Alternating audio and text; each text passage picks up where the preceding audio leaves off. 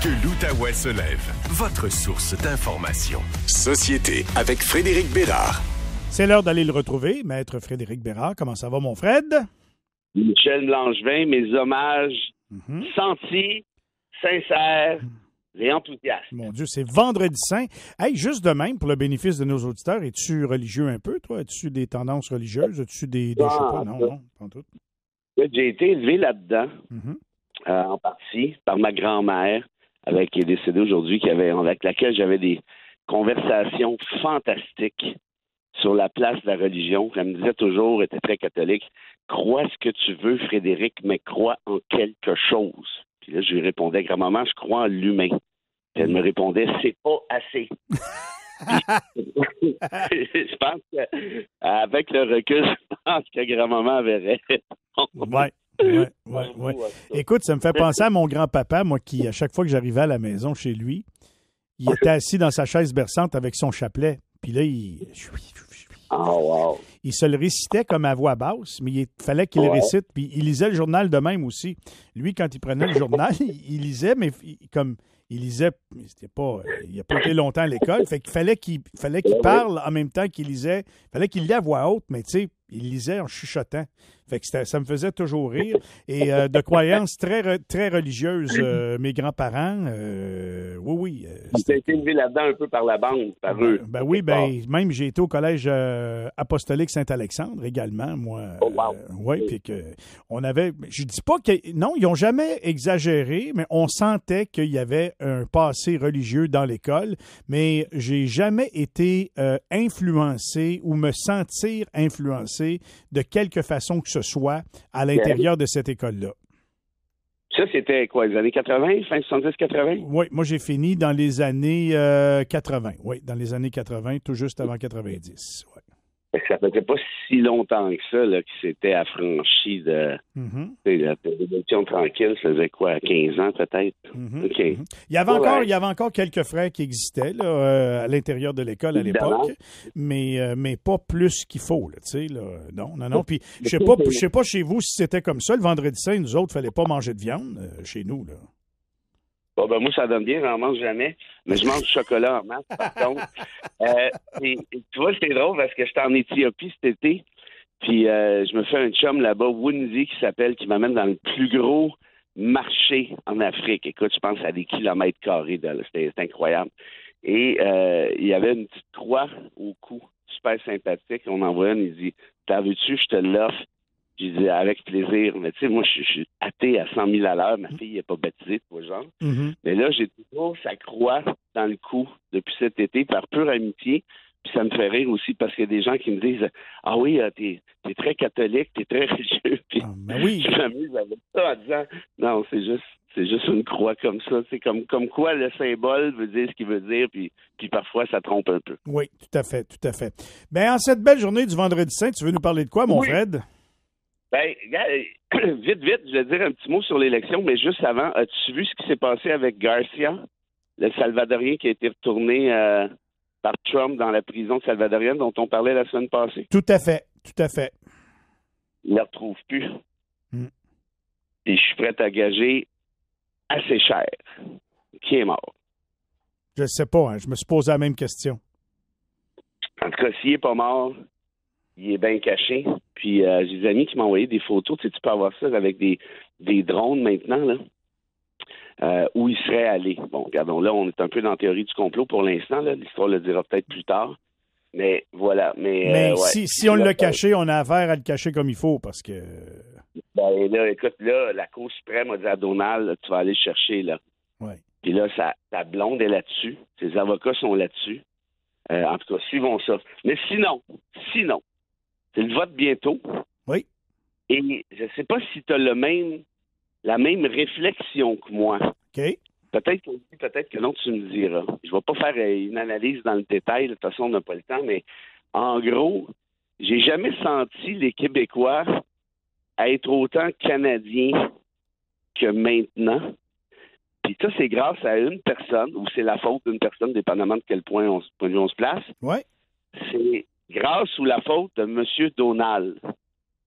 Il n'y a jamais eu de meilleur ambassadeur pour la Fédération canadienne que Donald Trump. Jean Chrétien, Trudeau peuvent être jaloux. Trump a réussi à unifier tout le monde. Écoute, Fred, tu as tellement raison. Écoute, je te raconte une tranche de ma vie d'hier, parce que c'est drôle, c'était un peu dans le sujet. J'aurais jamais pensé faire ça. Moi, ici, j'ai accepté d'être le porte-parole d'un concessionnaire automobile. Okay? C'est un concessionnaire automobile qui est à Ottawa, qui s'appelle South Bank Dodge. Et, tu sais, Ottawa, on pense souvent que c'est en anglais, mais eux autres, ils sont capables d'offrir un service en français. Bon, fait que eux autres, ils m'aiment bien. Puis la personne qui est propriétaire, c'est un ami d'enfance également. Fait que je connais les racines de ce concessionnaire-là. Hier, je suis allé là-bas pour élaborer un petit peu leur plan publicitaire. Tu sais, ils mettent des petites publicités sur les médias sociaux. Et dans la publicité qu'on m'a demandé de faire, c'est de parler de l'unité canadienne. Puis je pensais jamais faire ça de ma vie, Fred, mais ça faisait de l'allure, la publicité. Ça disait, vous savez, là, on se sent plus unis que jamais. Et plus que jamais, dans le fond, ce qu'ils veulent dire, c'est que tout le monde devrait avoir accès au même prix au Canada. Puis puisque actuellement, là, le Québec et l'Ontario, il y a une distinction, une différence au niveau du prix de l'essence pour des raisons qui sont très bien justifiées ou pas justifiées pantoute. Ça, je ne me mêle pas du jugement de valeur, mais c'est un fait qu'il y a une différence de prix. Eux autres, ils ont accepté de donner à toute personne qui va acheter une voiture en Ontario un crédit de 1000 $ de gaz. Tu comprends-tu? Wow. Parce que le gaz que vous allez mettre en Ontario, il est moins cher qu'au Québec, fait qu'on va vous donner, les auditeurs du 104.7, 1000 $ de plus. Je pensais jamais faire ça, tu comprends? Puis quand tu me dis qu'on est unifié plus que jamais, ben je pense que ça, c'est une preuve par la gauche de ça, de ce que tu dis. Ben non, mais ça, c'est clair. C'est un excellent exemple, puis je pousse un peu plus loin. J'ai l'impression, évidemment, on s'entend que le Canada est pas parfait, notamment sur la question linguistique. Là, ça, des fois, c'est achalant longtemps. Mais je pense que là, il y a plusieurs Québécois, des tonnes, en fait, là, quand tu regardes ça, si tu regardes les sondages, qui se disent, bon, j'ai jamais été fédéraliste de ma vie. Les libéraux, ou dans le temps de Trudeau, pas capables. Carney, je suis pas plus excité que ça. Mais, le Canada, même s'il n'est pas parfait, il est peut-être pas si pire que ça non plus. Et on regarde ça aller. Le marché économique a du bon sens. Politiquement, ben, les Québécois ont eu une trollée de premiers ministres. On a eu des boss de l'armée canadienne, on a eu des juges en chef à la Cour suprême. Bon, évidemment, si tu es très, très, très souverainiste, tout ce que je te dis là, ça tient pas la route. Ben oui. Mais reste que je te parle de façon générale. Je dis, bon, on n'est pas opprimé, là. Économiquement, ça va assez bien. On est un pays aussi, tu sais, on va se dire, moi, j'ai voyagé dans une 60aine de pays, puis il n'y a pas une fois que je me suis fait écœurer parce que je venais du Canada. Ça a toujours été le contraire. Tu sais, quand les gens te demandent qui vient d'où, souvent ils pensent que je viens de la France ou encore des États-Unis, dans certains cas. Puis quand tu dis non, je viens du Canada, la partie française, là, ça passe comme une lettre à la poste. Mais il va venir le temps qu'il va falloir faire des changements à un moment donné, puis tout le monde a son règne. Tu sais, il y a une raison pourquoi il y a des conservateurs qui sont venus au pouvoir un certain temps. Il y a une raison pourquoi les Oranges ont pris le pouvoir il n'y a pas si longtemps. Tout a sa raison. Mais là, je pense que les gens, dans l'ensemble, ils se disent, c'est pas le temps de changement, là. C'est le temps d'avoir quelqu'un, puis c'est lui qu'on a décidé, tu sais. Ce que je te dis là ce matin, c'est pas un plaidoyer pour la Fédération canadienne, c'est pas une attaque contre le projet souverainiste, c'est pas ça que je te dis. Tellement je te dis seulement, à toute chose étant égale, là, on regarde dans le Sud, on dit, OK, lui, il veut vraiment nous annexer. Là, tu sais que sa porte-parole, il y a de ça 4-5 jours, est allé redire en conférence de presse que l'intention du président Trump est encore d'annexer le Canada. Ouais. Ils n'ont pas changé d'idée là-dessus. Non. Là, ils ont slacké de nous écœurer à chaque 5 minutes avec ça. Mais l'idée est encore là. C'est parce qu'en écoutant TV le jeudi soir, ils ont vu la publicité canadienne passer puis dire que nous autres, on veut rien savoir d'être le 51e État. Je pense qu'ils ont comme compris quelque chose, tu sais. Oui, mais maintenant, est-ce que quand Donald va avoir soif, il va avoir besoin de notre eau, Donald, il va venir chercher. Ça, c'est plate, là.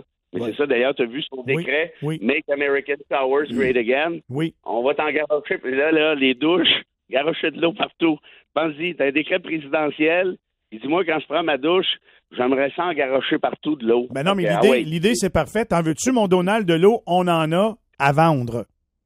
Oui, c'est ça. Fait que bref, tout ça pour te dire que, tu sais, il n'y a pas 50 enjeux dans cette campagne-là. Il y en a un.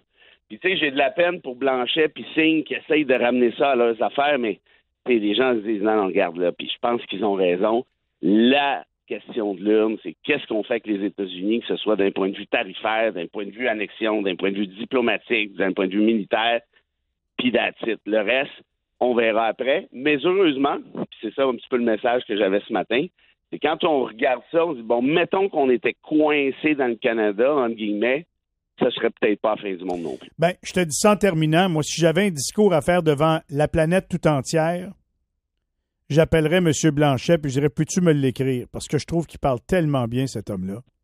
Oh oui, non, c'est un gars articulé, là, c'est pas niaiseux. Là. Tellement bien. Je suis pas d'accord avec pas mal d'affaires qu'il dit, mais la façon qu'il se présente, la façon qu'il l'explique, j'ai rarement vu un politicien d'une telle clarté. Fait que pour ça, moi, je le félicite. Je suis pas d'accord avec la moitié des affaires qu'il dit, mais au moins, c'est clair. Puis je trouve qu'en politique, on a l'avantage d'être clair. C'est ça. Ah, ben, d'avoir un petit peu plus de. Oui, puis d'avoir un petit peu plus de prestance puis d'éloquence. Oui. C'est pas trop non plus, mettons. OK, mon Fred, on arrête ça là. Quand même léger ce matin. As-tu une petite citation pour nous autres avant de nous quitter pour 3 jours?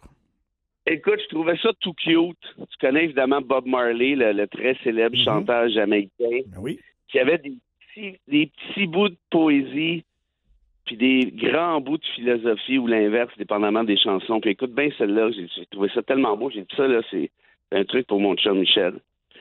Marley disait, ouvre tes yeux et regarde à l'intérieur. Es-tu satisfait de la vie que tu mènes?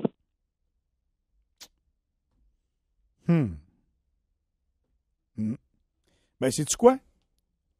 Je fais ça. Je suis sûr que oui. Je fais ça souvent. J'en étais sûr. Ça m'a fait penser à tout de suite quand j'ai vu celle-là. Puis veux-tu que je te dise quelque chose? J'ai pas toujours été satisfait de la vie que je menais. Mais je peux te dire qu'aujourd'hui, là, de mes 54 ans, je me trouve pas pire. Puis c'est pas pour me vanter. Je suis pas mal content du travail que j'ai fait. Ben, le travail, mais tu sais, tout le reste, l'impact, l'influence, la famille, les amis, on contrôle pas les autres, mais on contrôle nous autres. Puis moi, quand je me regarde, je me dis, OK, je pense que je suis à ma place. Puis tu sais, quand on va être sur notre lit de mort, là, il va pas rester 50 000 affaires. Hein. Il va rester notre famille, nos chums, et la réflexion suivante, en anglais, that was a fucking ride. Mon Fred, comme toujours, je t'apprécie tellement, je te fais un gros câlin. Passe un bon 3 jours, puis on se retrouve mardi matin. Bon coco tout le monde, là, puis là, pas trop fort sur le jambon. On s'en parle. Salut. Aïe, Fred Bérard. Allez sur sa page Facebook, allez voir ça, les publications qu'il fait. Il est beau, il est beau. Il est beau, ce gars-là. Je vous le dis, il paraît bien, il se présente bien, il est beau. C'est un bel être humain. Même si des fois, vous n'êtes pas d'accord avec lui, je vous incite, allez le voir. Il est beau. Arrête ça là. 7h26, dans quelques instants. Hop là. Le docteur Bonneville, ça fait longtemps que je veux lui parler. Manquez pas ça.